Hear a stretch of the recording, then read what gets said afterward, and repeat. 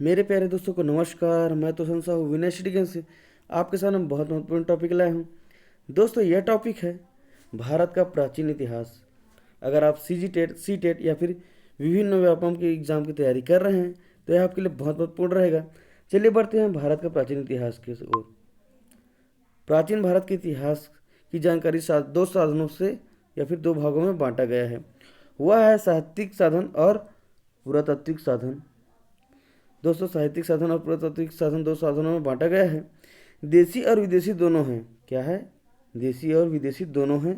आपको पूछ दिया जाएगा कि ये प्राचीन भारत के इतिहास को कितने भागों में बांटा गया है, आप बता सकते हो। साहित्यिक साधन और पुरातात्विक साधन दो भागों में बांटा गया है। यह देसी और विदेशी दोनों होते हैं। साहित्यिक साधन दो प्रकार के हैं।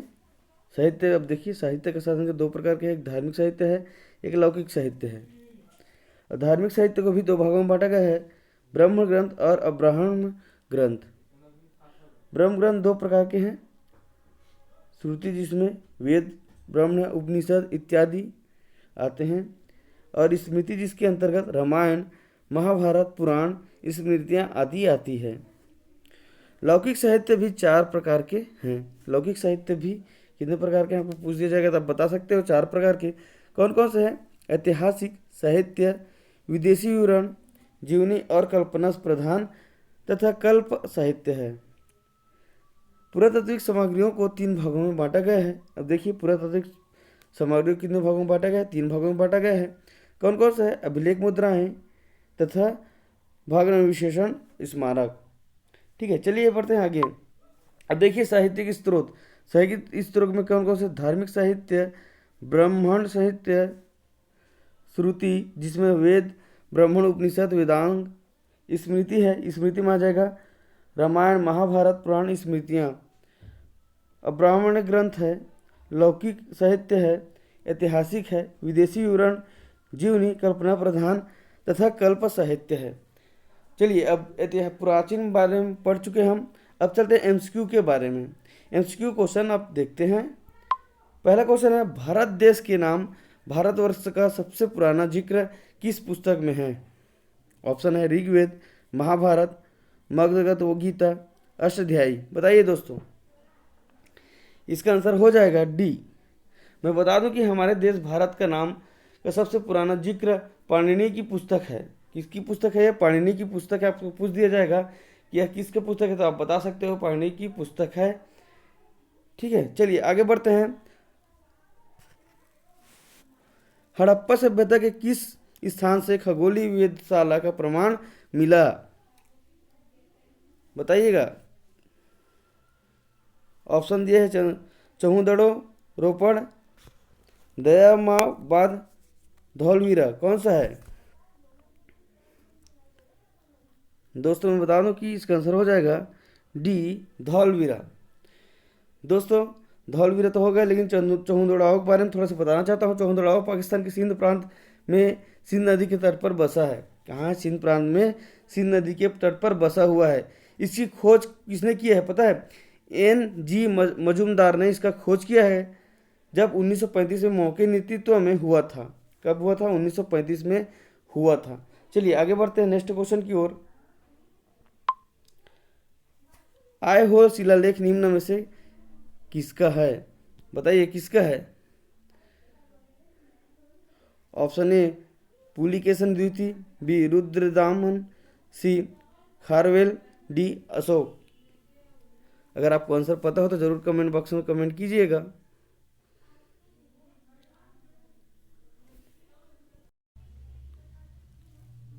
दोस्तों इसका आंसर हो जाएगा पुलिकेशन द्वितीय। अहोल के बारे में कुछ बता देता हूँ। अहोल कर्नाटक राज्य के बागलकोट जिला में एक प्राचीन मंदिर समूह के लिए प्रसिद्ध है। क्या है? बागलकोट जिला में प्राचीन मंदिर के लिए क्या है? प्रसिद्ध है। यह पतदलक के पूर्व मलप्रभा के नदी के तट पर है। किस नदी पे? मलयप्रभा नदी के तट पर है। ठीक है, चलिए नेक्स्ट क्वेश्चन है, विद्याशक्ति ने किस वंश की स्थापना की है? ऑप्शन दिया गया है वाकाटक, सतवाहन, होयसल, कदम्ब। बताइएगा इसका आंसर अगर आपको पता होगा तो। दोस्तों इसका आंसर हो जाएगा वाकाटक। दोस्तों वाकाटक दक्षिण भारत राज्य में करने वाला एक ब्राह्मण राजवंश था। क्या था? वाकाटक दक्षिण भारत में राज्य करने वाला एक ब्राह्मण राजवंश था, है ना, जिसने 3री शताब्दी से 5वीं शताब्दी तक राज किया है। आपको पूछ दिया जाएगा कि वाकाटक कितने शताब्दी तक राज किया, तो 3री शताब्दी से 5वीं शताब्दी तक राज किया है। इस वंश की स्थापना विंध्य शक्ति ने किया था। विंध्य शक्ति ने इसका स्थापना किया था। ये किसका था? ये राजा गुप्त राजाओं के समकालीन थे। ये राजा गुप्त राजाओं के समकालीन थे। चलिए आगे बढ़ते हैं। सर्वाधिक दक्षिण में कौन सा महाजनपद है था? बताइए। वत्स, मगध, अंग, अस्माक। अगर आपको आंसर पता हो जरूर कमेंट बॉक्स में कमेंट कीजिएगा। दोस्तों इसका आंसर हो जाएगा डी, अस्माक। देखिए सर्वाधिक दक्षिण में कौन सा महाजनपद? महाजनपद 16 महाजनपद होते थे। कितने थे? 16। मगध प्राचीन भारत के 16 महाजनपदों में से एक था, है ना। मगध क्या है, लेकिन क्या है, सर्वाधिक कौन पाया जाता था? अस्माक पाया जाता है ना। चलिए 16 महाजनपद होते थे। कितने महाजनपद होते थे करीब पूछ दिया जाएगा तो 16 होते थे। बौद्ध धर्म की एनसाइक्लोपीडिया कहा जाता है?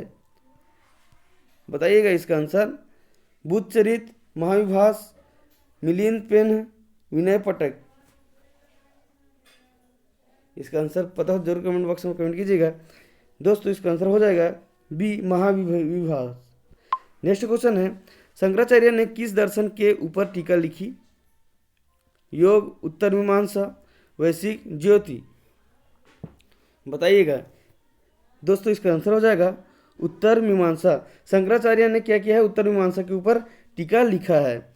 उत्कृष्ट जल सेना के लिए निम्नलिखित में से कौन सा वंश जाना जाता था? चेर, चोल, पल्लव, चालुक्य। इसका आंसर हो जाएगा दोस्तों चोल। उत्कृष्ट जल सेना के लिए निम्नलिखित में से कौन सा वंश जाना जाता था? तो वो क्या हो जाएगा? चोल हो जाएगा। नेक्स्ट क्वेश्चन है, निम्न में से कौन से क्षत्रियों के शाक्य वंश से था? गौतम बुद्ध, महावीर, ऋषभदेव, चंद्रगुप्त मौर्य। अगर आपको कमेंट बॉक्स में पता हो तो कमेंट बॉक्स में जरूर कमेंट कीजिएगा। इसका आंसर हो जाएगा दोस्तों ए, गौतम बुद्ध। गौतम बुद्ध क्या थे? क्षत्रियों के शाक्य वंश था, है ना। चलिए नेक्स्ट क्वेश्चन है, सिंधु घाटी सभ्यता की लिपि को सर्वलेखन कहा जाता था? क्यों? सिंधु घाटी की जो लिपि था सर्वलेखन क्यों कहा जाता था? ऑप्शन दिएगा, ये दाएं से बाएं और लिखी जाती थी, ये बाएं से दाएं लिखी जाती थी, एक क्रमागत बाएं से दाएं फिर दाएं से बाएं लिखी जाती थी, ये ऊपर से नीचे लिखी जाती थी। बताइएगा। दोस्तों मैं बता दूं कि सिंधु घाटी सभ्यता की जो लिपि थी वह क्रमागत थी, क्रम से थी। पहले बाएं से दाएं ओर लिखी जाती थी, फिर क्या किया जाता था? तब दाएं से बाएं ओर लिखा जाता था। इसका आंसर क्या हो जाएगा? सी हो जाएगा। चलिए नेक्स्ट क्वेश्चन है, ईसवी समय में क्या हुआ? ईसवी समय में क्या हुआ था? बताइए। ऑप्शन ए, प्रथम बौद्ध संगीति, द्वितीय बौद्ध संगीति, बिंदुसार का राज्य, शक वंश की स्थापना। इसका आंसर हो जाएगा दोस्तों, ईसवी समय में क्या हुआ था? शक संवत की स्थापना हुआ था। भारत में राष्ट्रवाद का पिता किसे माना जाता है? ऑप्शन ए, राजा राम मोहन राय, बाल गंगाधर तिलक, महात्मा गांधी, दादा भाई नौरोजी। बताइएगा। दोस्तों भारत के राष्ट्रवाद के पिता किसे बोला जाता था? राजा राम मोहन राय को बोला जाता था। नेक्स्ट क्वेश्चन है, निम्न में से गलत कथन को चुनिए। कालीबंगन में दुनिया के सबसे पुराने जूते के खेत मिले हैं। महावंश में चोलों की श्रीलंका विजय का वर्णन है। गद्यम संगम का काल की व्याकरण पुस्तक है। सत्य है, सभी सत्य है। बताइए इसका आंसर क्या होगा? दोस्तों इसका आंसर हो जाएगा डी। इसके बारे में कुछ बता देता हूँ आपको। दुनिया में सबसे पहले जुताई कालीबंगन में मिली। ठीक है, कहाँ मिली थी? कालीबंगन में मिली थी, है ना। महावंश में राजा चोल द्वारा श्रीलंका विजय का भी वर्णन है। कि क्या का वर्णन है? श्रीलंका विजय का वर्णन है, इसलिए इसे क्या बोला गया है, सभी सत्य है बोला गया है। नेक्स्ट है, सिंधु घाटी सभ्यता में जूते खेत कहाँ मिले हैं? ऑप्शन ए लोथल, कालीबंगन, रंगनपुर, रोपड़। अगर आपको पता हो तो जरूर कमेंट बॉक्स में कमेंट कीजिएगा। दोस्तों अभी आपको बताया गया था कि कालीबंगन में। चलिए दोस्तों आगे बढ़ते हैं। नेक्स्ट क्वेश्चन है, निम्नलिखित में से कौन सी धार्मिक पुस्तक प्रश्नोत्तरी के रूप में है?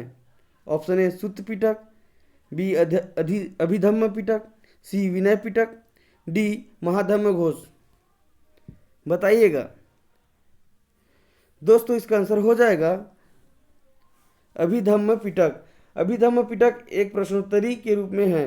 किसके रूप में? प्रश्नोत्तरी के रूप में है, जो यहाँ पर दिया गया है, जो त्रिपिटक के रूप में से एक है। कौन सी है? जो त्रिपिटक है उनमें से अभिधम्म पिटक भी एक है। ठीक है, चलिए नेक्स्ट क्वेश्चन है, बाघ की गुफाएं किस काल की है? ऑप्शन ए मौर्य काल, गुप्त काल, वर्धन काल, राजपूत काल। अगर आपको पता हो तो जरूर कमेंट बॉक्स में कमेंट कीजिएगा। दोस्तों इसका आंसर हो जाएगा गुप्त काल का। मैं बता दूं कि बाघ की गुफाएं त्रिचित्र गुफाएं हैं। कौन सी? चित्रित गुफाएं है ना। जो बाघ की गुफा जो थी वह गुप्त काल की है, और क्या थी? चित्रित गुफा थी, है ना। चित्रित गुफा थी जो धार जिले में है। कौन सा? धार जिले कहाँ है? मध्य प्रदेश में है। दोस्तों मैं बता दूं कि बाघ की गुफाएं मध्य प्रदेश में धार जिले में है, जो कौन सी काल की थी? गुप्त काल की थी। चलिए नेक्स्ट क्वेश्चन है, राजगृह की स्थापना किसने की? बिंबिसार, अजातशत्रु, अशोक, प्रसेनजीत। अगर आपको आंसर पता हो तो जरूर कमेंट बॉक्स में कमेंट कीजिएगा। इसका आंसर हो जाएगा दोस्तों ए, बिंबिसार ने किया था। सिंधु घाटी सभ्यता में मेहरगढ़ क्यों प्रसिद्ध है? लाल बलुआ पत्थर के लिए, तांबे का गेंडा, टेराकोटा कार्ड, कोई नहीं। अब होगा भैया कोई ना कोई प्रसिद्धि तो होगा इसका। तो यह प्रसिद्ध है तांबे का गेंडा के लिए। जो मेहरगढ़ है वह क्या है? तांबे के गेंडा के लिए क्या है? प्रसिद्ध है। नेक्स्ट क्वेश्चन है, कुमारिल भट्ट निम्न में से किसके आचार्य थे? मीमांसा, योग, सांख्य, ज्योति। बताइएगा दोस्तों, इसका आंसर हो जाएगा ऑप्शन ए, मीमांसा के लिए। कुमारिल भट्ट प्राचीन भारत के क्या थे? एक दार्शनिक और विद्वान थे। आपको पूछ दिया जाएगा कि कुमारिल भट्ट कौन थे, तो आप बता सकते हो कि वह प्राचीन भारत के दार्शनिक और विद्वान थे। और वह क्या किसके आचार्य थे? मीमांसा के आचार्य थे। चलिए नेक्स्ट क्वेश्चन है, बौद्ध धर्म ग्रंथों में जीवक का उल्लेख है, वह कौन थे? व्यापारिक, राजा, चिकित्सक, पुलिस। बताइएगा बौद्ध धर्म ग्रंथों में जीवक का उल्लेख है, वह कौन थे? ऑप्शन ए, चिकित्सक थे।